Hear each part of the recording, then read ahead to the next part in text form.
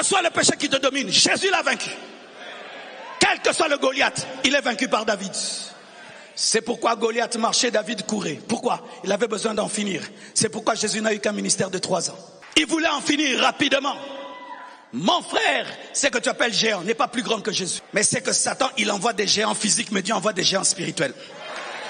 Dans la dimension de la taille, il était géant. Mais dans la dimension spirituelle, il était un nain. Mais comme c'est le spirituel qui domine les matériels, c'est pourquoi David devait vaincre Goliath. J'aimerais te dire que le nom de Jésus est court, mais il est puissant. Il est puissant. Il est puissant. Il est puissant. Jésus. Invoque Jésus dans la tentation. Quelqu'un veut te tenter, tu dis Yesu! Yesu! Yo, quoi, non, Yesu.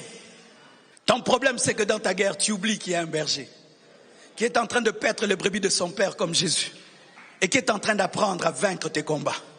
Quelles que soient vos luttes, la croix est suffisante pour vous donner la victoire.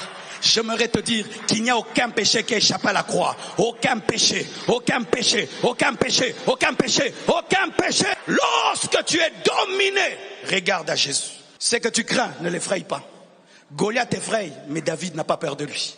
Parce qu'il a été préparé à le vaincre. C'est pourquoi la maladie dominait les hommes, mais pas Jésus-Christ. Le péché dominait les hommes, mais pas Jésus-Christ. Pourquoi? Il était né pour ça.